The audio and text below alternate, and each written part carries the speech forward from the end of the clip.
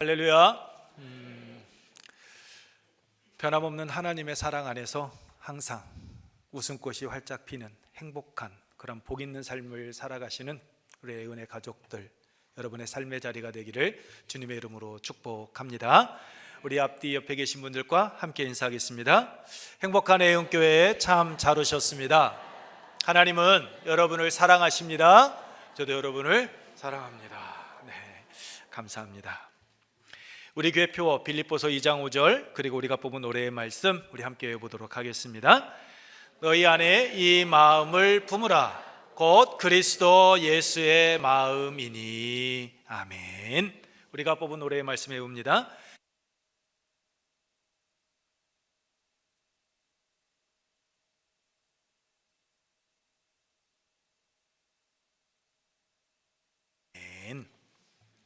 이 축복의 말씀이 여러분의 삶 속에서 아름다운 열매로 맺혀지기를 소망합니다. 우리 주위에 보면 진짜 같은 가짜, 그러니까 우리들이 종종 말하는 짝퉁이 참 많습니다. 진짜와 가짜 구별하는 것이 쉽지가 않은 것들이 참 많죠. 가방, 시계, 신발, 옷 등등 참 많습니다. 겉으로 보면 전문가가 아니면 진짜인지 가짜인지 구별하기가 쉽지가 않습니다. 그런 짝퉁을 보면서 이렇게 이야기하시는 분들이 계십니다. 이 정도면 진짜 아니야 라고 말입니다.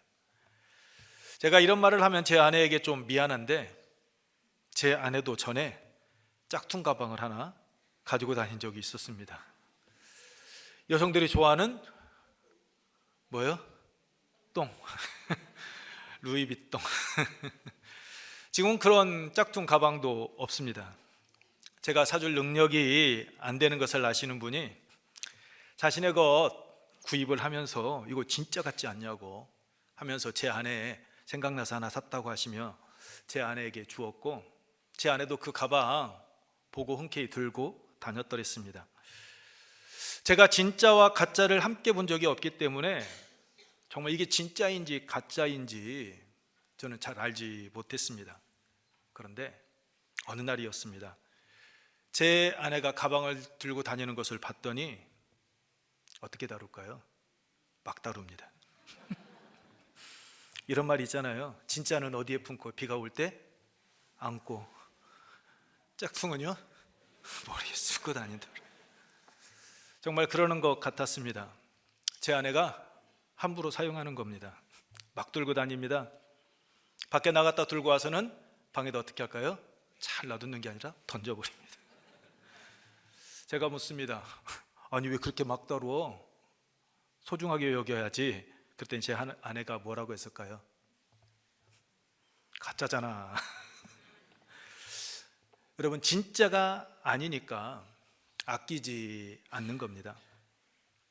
진짜가 아니니까 소중하게 여기지 않는 거죠. 가치가 다르기 때문입니다. 대전에서 목회하는 친구가 저하고 이런저런 이야기를 하다가 이 짝퉁 이야기를 잠깐 꺼냈습니다. 아들 생일날, 엄마 생일날 아들이 그 엄마에게 가방을 좀 수백만 원짜리 고가의 가방을 사줬습니다.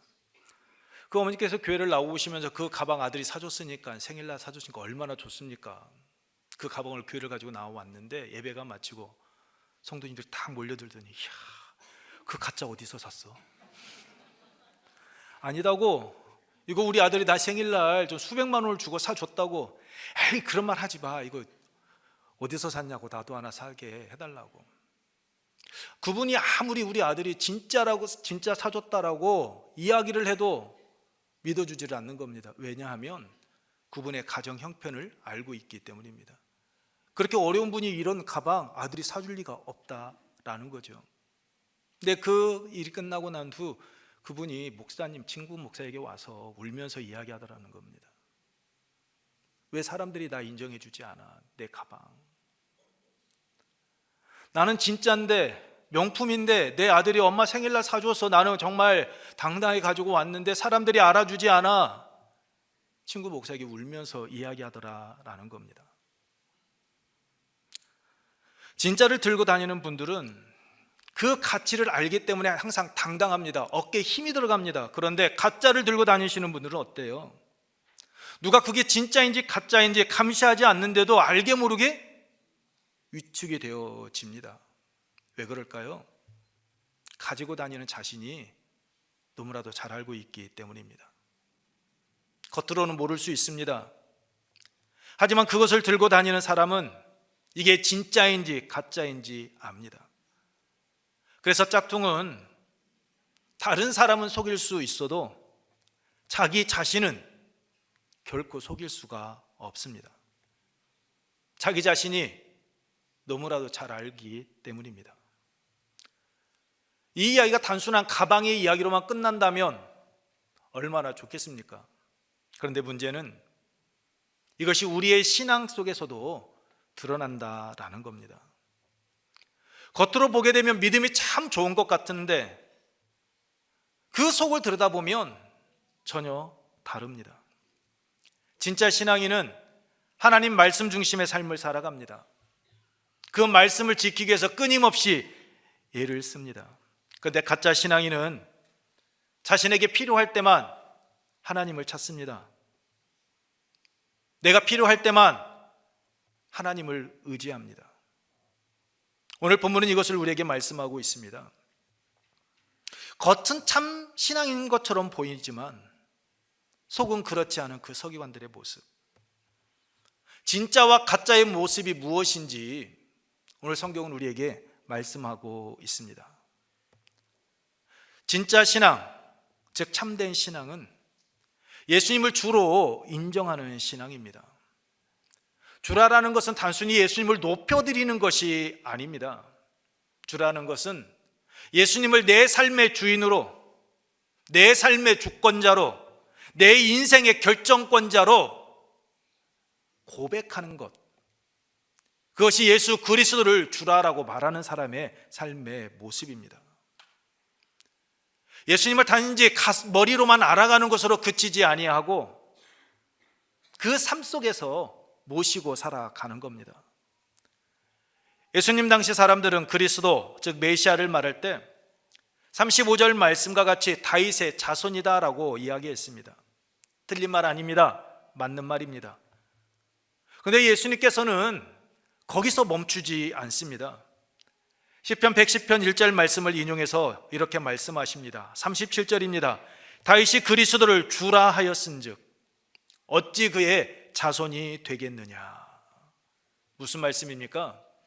그리스도는 단순히 다윗의 후손으로만 오시는 것이 아니라 그 다윗조차도 주라라고 고백하니다 라는 겁니다. 이것이 신앙의 출발입니다.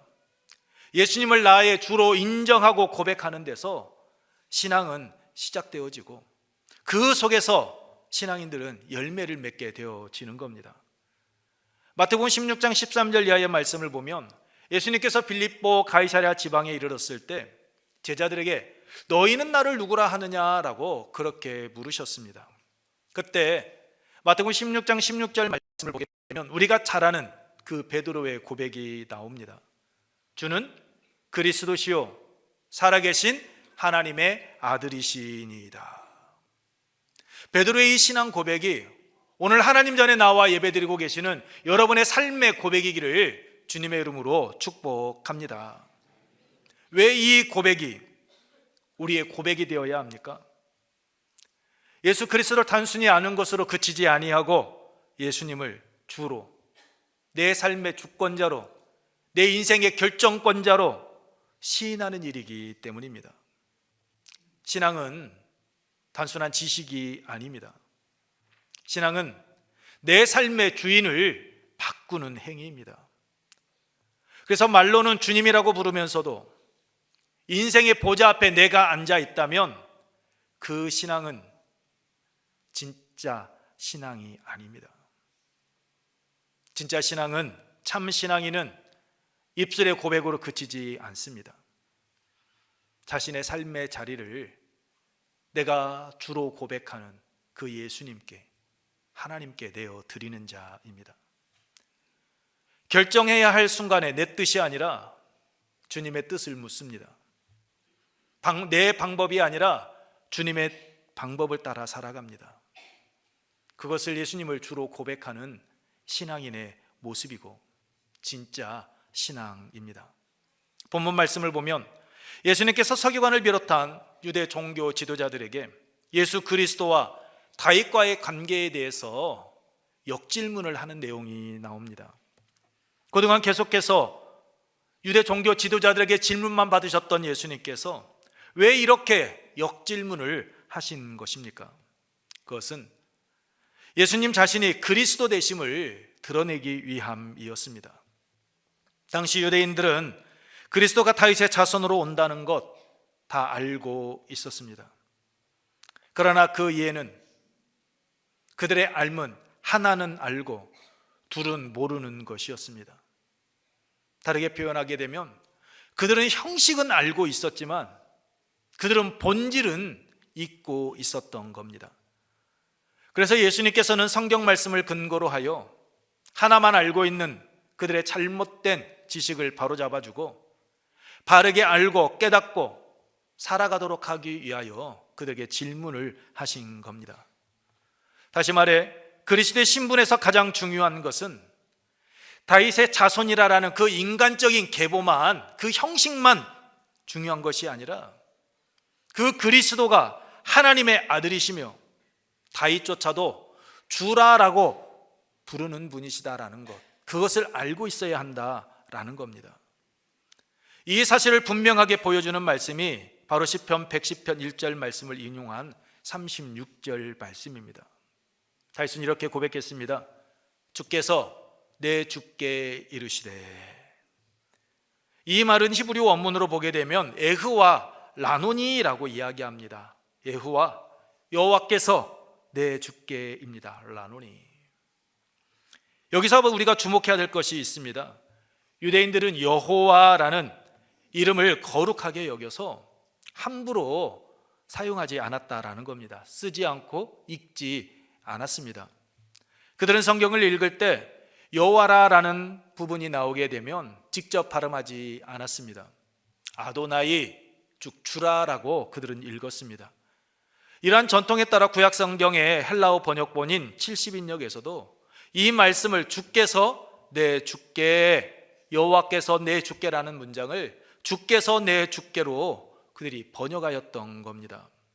그러니까 앞에 나오는 주는 여호와 하나님을, 그리고 뒤에 나오는 주는 예수 그리스도를 가리킵니다. 그리고 네라라는 이 단어는 바로 다윗 자손을 의미합니다. 이처럼 다윗이 자기 후손으로 오실 그리스도를 내 주라고 불렀다라는 것은 다윗은 단순히 혈통으로만 그리스도를 알고 있는 것이 아니라 그리스도를 하나님의 아들로 자신의 주로 고백하고 있었다라는 겁니다. 다윗이 이것을 어떻게 알았습니까? 36절 말씀을 보십시오. 성령에 감동되어라 라고 말씀하고 있습니다. 즉 성령 하나님께서 다윗으로 하여금 그리스도가 하나님의 아들이시다라는 것을 깨닫게 하셨다라는 겁니다. 고린도전서 12장 3절 성령으로 아니하고는 누구든지 그리스도를 주라 하실 수 없다라고 말씀하고 있는 것처럼 성령 하나님께서 그리스도가 하나님의 아들이시다라는 것을 다윗으로 하여금 깨닫게 하시고 그리고 그렇게 고백하게 했다라는 겁니다. 유대 종교 지도자들, 그들은 지식적으로 성경을 알고 있었습니다. 그러나 그들은 그리스도에 대해서는 바르게 알지 못했습니다. 예수 그리스도를 주로 인정하지 못했다라는 겁니다. 그렇다면 그리스도께서 어떻게 오시는지 형식은 알고 본질은 모른 유대 종교 지도자들, 그 서기관들의 모습이 삶의 자리에서 어떻게 드러났습니까? 38절로 40절입니다. 우리 함께 읽겠습니다. 예수께서 가르치실 때에 이르시되 긴 옷을 입고 다니는 것과 시장에서 문안받는 것과 해당의 높은 자리와 잔치의 윗자리를 원하는 서기관들을 삼가라. 그들은 과부의 가산을 삼키며 외식으로 길게 기도하는 자니 그 받는 판결이 더욱 중하리라 하시니라. 아멘. 서기관들의 모습, 사람들에게 보이고 인정받기를 좋아했으며 높은 자리를 탐했습니다. 과부, 즉 사회적 약자들의 것을 빼앗았고 보이기 위해서 그들은 기도를 했습니다. 그렇습니다. 형식은 알고 본질은 바르게 알지 못하는 신앙, 그 신앙은 외식으로 나아가게 되어져 있는 겁니다. 겉은 그럴싸합니다. 말도 행동도 굉장히 신앙적인 것처럼 잘 합니다. 그런데 속은 하나님이, 예수님이 계시지 않습니다. 철저하게 자기 중심적인 삶을 살아가는 겁니다. 그래서 하나님을 섬기는 것 같지만 실상은 하나님을 섬기는 것이 아니라 자기 자신을 위하여서 신앙생활을 하며 살아가는 겁니다. 이것이 외식하는 자의 모습입니다. 외식이라는 말은 다른 말 아닙니다. 자기 자신을 감추는 겁니다. 위선자입니다. 무대에서 가면을 쓰고 연출하는 그 배우와 같은 것, 그것이 바로 외식입니다. 겉과 속이 다릅니다. 겉은 하나님을 잘 섬기는 것처럼 경건해 보이지만 내면으로는 온갖 위선과 거짓으로 가득할 뿐입니다. 마가복음 7장 말씀을 보면 이런 외식하는 자의 특징이 있습니다. 첫째, 입술로는 하나님을 존경하되 그의 마음은 하나님으로부터 멀리 떠나 있습니다. 둘째, 부모를 공경한다고 하면서도 하나님을 섬긴다는 핑계로 부모님을 돌보지 않습니다. 셋째, 율법의 중요성을 이야기합니다. 율법을 강조합니다. 그런데 정작 자신들이 지금까지 해왔던 그 전통으로 하나님의 말씀을 어겨버립니다. 신앙의 모습 속에서 왜 이것이 위험한 겁니까? 신앙의 모양은 있지만 그 속에 하나님은 계시지 않기 때문입니다. 결과적으로 외식적인 신앙은 형식에 머물러 버리기 때문입니다. 전통으로 굳어져 버리고 마는 겁니다. 전통, 형식 좋은 거 많습니다. 우리의 삶 가운데 필요한 것들 참 많습니다. 그러나 아무리 좋은 전통이고 아무리 좋은 형식이라 할지라도 그것에 얽매이게 되면, 과거에 집착하게 되면 앞으로 나아갈 수가 없습니다. 전통에 붙들림 받은 자들 말을 합니다. 전에는 이렇게 했는데, 우리는 이렇게 해왔는데 라고 이야기하죠. 회사에서 우리들이 말하는 꼰대죠. 내가 전에는 이렇게 했는데, 나 때는 이랬는데 왜 너희들은 안 해? 이 말 우리는 듣기 싫어합니다. 그런데 생각해 보십시오. 나 때는이라고 말하시는 분들, 그분들 그 힘들고 어려웠던 시기를 다 이겨왔고 그거 왔기 때문에 지금의 사람들에게 이야기할 수 있는 것 아닙니까? 지난 경험이 없는데 그 이야기 할 수 있을까요? 할 수 없죠. 경험해 왔고 그 아픔과 상처를 알고 지금의 내가 있는 것은 지난 과거에 내가 이러한 모습으로 해왔기 때문에 오늘의 내가 있는 거야. 오늘의 우리 회사가 있는 거야. 이렇게 나아갈 때 좀 더 나아지지 않을까? 그렇게 권면해 주는 거죠. 그런데 많은 이들은 그렇게 이야기하게 되면 그 말 듣기 싫어합니다. 아이, 지금 시대가 어느 때인데 그렇게 하지 않고 지금 맞춰가야 되지 않습니까? 라고 우리들은 이야기합니다. 형식, 전통 나쁜 것만은 아니죠. 분명 좋은 겁니다. 그런데 그 형식에 붙들리게 되면 앞으로 나아가지 못합니다. 현실에 안주해 버리죠. 뒤로 퇴보해 버립니다. 요즘은 예배 드릴 때 종을 치지 않는 교회들이 대부분입니다. 우리 교회도 예배 시간에 종을 치지 않습니다. 제가 전에 섬겼던 교회들에서는 종을 쳤습니다. 그런데 사회를 보러 올라갈 때마다 항상 긴장합니다. 잘못 당기면 소리가 나지 않기 때문입니다. 너무 세게 당기면 또 크게 나기 때문입니다. 그래서 사회를 보러 올라갈 때마다 어떻게 해야 될지 긴장하며 올라갑니다. 연습도 합니다. 이 정도, 이 정도, 이 정도. 살살 당겨야지. 힘이 세면 안 돼. 힘 있게 당기면 안 돼. 생각합니다. 그런데 꼭 올라가게 되면 실수할 때가 있습니다. 시작할 때 그 종 잘못 침으로 인해서 그때부터 긴장하면 뒤에서 땀방울이 흐르기 시작을 합니다. 주눅듭니다. 근데 이게 진짜 신앙의 모습일까요? 예배 드리는 자의 모습일까요? 그게 본질입니까? 예배 드릴 때 좀 약하게 소리가 나면 어떻고 좀 크게 나면 어떻습니까? 한번 실수하면 좀 어때요? 근데 우리는 그 형식에 지나치게 얽매입니다. 진짜 신앙은 그런 것 아닙니다. 진짜 신앙은 본질을 붙잡는 겁니다. 그러나 가짜 신앙은 본질이 아닌 형식을 붙잡습니다. 형식이 나쁜 것 아닙니다. 문제가 있는 것 아닙니다. 그러나 그 형식에 집착하게 되면 신앙은 왜곡되어져 갈 수밖에 없기 때문입니다. 진짜 신앙은 형식을 통해 하나님께 나아갑니다. 하지만 가짜 신앙은 그 형식에만 집착합니다. 진짜 신앙은 그 삶의 자리에서 하나님을 바라보지만 가짜 신앙은 사람을 의식하며 나아갑니다.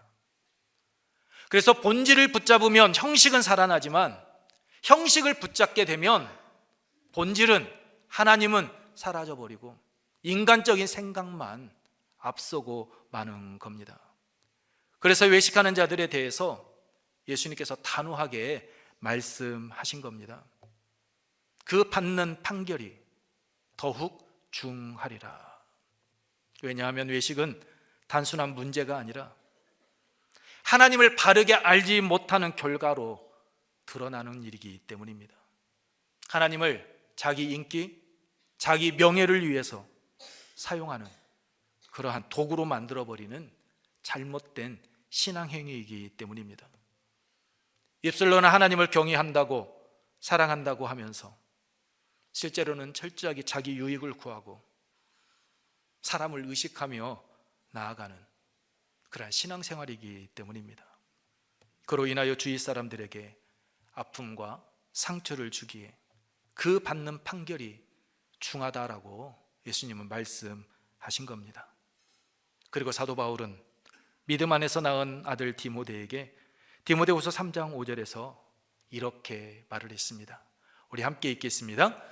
경건의 모양은 있으나 경건의 능력은 부인하니 이 같은 자들에게서 내가 돌아서라. 아멘. 겉으로는 경건하고 거룩해 보이지만 말도 행동도 신앙인 것처럼 보여주지만 속은 거짓과 위선으로 가득한 가짜 신앙이기 때문입니다. 이런 자들은 갈라디아서 6장 7절로 8절에 스스로 속이지 말라. 하나님은 업신여김을 받지 아니하시나니 사람이 무엇으로 심든지 그대로 거두리라. 자기 육체를 위하여 심는 자는 육체로부터 썩어질 것을 거두고 성령을 위하여 심는 자는 성령으로부터 영생을 거두리라 라고 말씀하고 있듯이 자신이 심은 그대로 거두게 되어져 있습니다. 그렇다면 진짜 신앙은 어떤 모습일까요? 진짜 신앙은 겉으로 꾸미는 것이 아닙니다. 창세기 26장 28절에서 그랄 왕 아비멜렉이 그의 친구 아우삿과 군대 장관 비글과 함께 이삭을 찾아와서 여호와께서 너와 함께 계심을 우리가 분명히 보았다라고 이야기하며 평화 계약을 맺자라고 한 것처럼 진짜 신앙은 삶의 자리에서, 삶 속에서 그대로 드러납니다. 본문 38절로 40절 말씀과 같이 그와 반대되는 삶을 여러분 살아갑니다. 외식하지 않습니다. 사람들에게 보이고 사람들에게 인정받기보다 하나님을 바라보는 삶을 살아갑니다. 높은 자리를 탐하고 남을 이용하는 삶이 아니라 섬김의 삶을 살아갑니다. 과부와 같은 사회적인 약자들, 그들을 괴롭히지 않습니다. 오히려 그들에게 자신을 내어주며 살아갑니다. 희생하는 삶을 삽니다. 보이기 위하여서 기도하는 것이 아니라 사람을 의식하지 아니하고 자기 자신과 함께 하시는 하나님, 그 하나님 앞에서 코람데오의 삶, 바르게 살아가기 위하여 힘쓰고 있습니다. 왜냐하면 다윗의 고백과 같이 예수 그리스도를 지식이 아닌 자기 인생의 주권자, 결정권자, 주로 맞이하고 고백하기 때문입니다. 인생의 보좌를 주 되시는 예수 그리스도께 내어드리고 주님의 뜻을 따라 살아가기 때문입니다. 그래서 예수님의 말씀과 같이 자기를 희생하며 세상의 소금과 빛의 삶을 살아가기에 자기 자신을 드러내려 하지 않아도 삶의 자리에서 자연스럽게 자기 자신을 드러내게 되는 겁니다. 사랑하는 성도 여러분, 세상 사람들은 우리의 말 듣기 전에 먼저 우리의 삶의 모습을 먼저 봅니다. 우리가 전도 두려워하는 이유가 무엇입니까? 오늘 나의 삶의 자리가 진짜 신앙인답게 나의 삶 속에서 예수 그리스도가 향기가 풍겨져야 되는데 오늘 나의 삶의 자리에서 세상 사람들과 별반 다를 것 없는 모습으로 우리들이 행하고 있기 때문은 아닙니까? 진짜 신앙은 삶 속에서 복음이 자연스럽게 흘러나오는 삶입니다. 내가 만난 예수님, 내 삶을 변화시킨 그 은혜를 삶으로 드러내고 말로 선포하는 겁니다. 그러한 삶을 통해 하나님께서는 죽어가는 많은 영혼을 살리는 그러한 은혜의 통로로 삼아 주시는 겁니다. 오늘 이 시간 하나님 앞에 나와 예배드리는 오늘 우리의 삶이 하나님의 은혜 안에 거하는 자답게 진짜 신앙인의 삶을 살아가는 그러한 한 생명을 살리는 전도의 통로가 되기를 축복합니다. 오늘 오후 찬양 예배 시간에 행복은 전도 축제가 있습니다. 우리가 6조 동안 기도하며 품은 영혼 우리가 모시고 오기로 했습니다.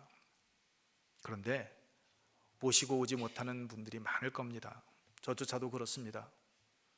어제도 이야기 좀 했습니다. 좀 흔쾌하게 할 줄 알았더니 이 핑계 저 핑계 이 말 저 말 합니다. 아마 6조 동안 품었는데 그분 못 모시고 온다는 것 때문에 부담스러워 하시는 분들 계실 수 있는데 부담 갖지 마시고 은혜의 자리 여러분 함께 하시기 바랍니다. 전도 억지로 누군가를 끌고 올 수 있는 것 아닙니다. 전도는 우리의 삶 속에서 계속해서 이어져야 되는 삶이고 우리가 평생 감당해야 될 사명입니다. 오늘 행복은 전도 축제가 끝나는 것 같지만 끝나는 것 아닙니다. 우리가 품은 영혼들, 우리 주위에 있는 죽어가는 영혼들이 하나님 앞에 나오는 그 순간까지 계속해서 진행되어져 가는 일입니다. 그러므로 오늘 꼭 데려와야 모셔와야 한다는 그 부담보다 하나님께 맡기는 마음으로 여러분 나아가십시오. 여러분이 품은 영혼 오늘 함께하지 못한다 할지라도 낙심하지 마십시오. 괜찮습니다. 하나님은 지난 6조 동안 우리가 행해왔던 우리가 그 영혼들을 품고 기도했던 것 하나님은 다 아십니다. 하나님은 우리의 중심을 보시는 하나님이십니다. 중요한 것은 결과보다 우리의 마음이고 한 영혼을 향한 우리의 삶의 자세입니다. 오늘 나오지 못한다 할지라도 한 번 더 전화해 주십시오. 그분에게 한 번 더 안부를 묻고 사랑으로 기도하며 계속 품고 나아가십시오. 하나님께서 여러분의 그 마음을 보시고 그 길가와 돌짝밭과 가시밭과 같은 그들의 마음 옥토로 변화시켜 주실 줄로 믿습니다. 그러므로 오늘 행복은 전도 축제를 부담이 아니라 기쁨으로, 의무가 아니라 사랑으로 한 영혼을 품고 여러분 함께 해주시기 바랍니다. 하나님께서 우리의 삶을 통해 그 한 영혼 한 영혼을 하나님의 때에 하나님의 방법으로 인도해 주실 겁니다. 여러분 모두 예수 그리스도를 지식이 아닌 내 인생의 주로 맞이하고 고백하는 그 진짜 신앙으로 인생의 보좌를 주 되시는 예수 그리스도께 내어드리고 주님의 뜻을 따라 살아가심으로 진짜 신앙인으로 예수 그리스도의 향기를 풍기는 삶 살아가시기를 축복합니다. 말씀을 마치겠습니다. 진짜 신앙은 예수님을 내 인생의 주로 맞이하고 고백하는 데서부터 시작되어집니다. 그때 신앙은 우리의 삶으로 드러나고 그 삶을 통하여 자연스럽게 복음이 흘러가 죽어가는 영혼들이 생명의 길로 나오게 될 겁니다. 그러므로 오늘도 주님을 내 삶의 주로 모시고 살아가심으로 한 영혼을 살리는 진짜 신앙인 하나님의 귀한 사명자들이 되시기를 주님의 이름으로 축복합니다. 지금 우리 함께 찬양하며 기도하겠습니다. 기도할 때 예수님을 지식으로만 아는 것이 아니라 내 인생의 주로 모시고 고백하는 진짜 신앙인이 되어 내 뜻이 아닌 주님의 뜻을 이루는 삶 살아가게 하옵소서라고, 사람을 의식하는 외식하는 신앙이 아니라 하나님 앞에서 진실한 마음으로 살아가며 형식이 아닌 본질을 붙들고 살아가는 믿음의 일꾼이 되게 하옵소서라고, 내 삶을 통해 복음이 자연스럽게 흘러가게 하시고 사랑으로 한 영혼을 품고 주님께 인도하는 복의 통로가 되게 하옵소서라고 우리 함께 찬양 후에 기도하도록 하겠습니다.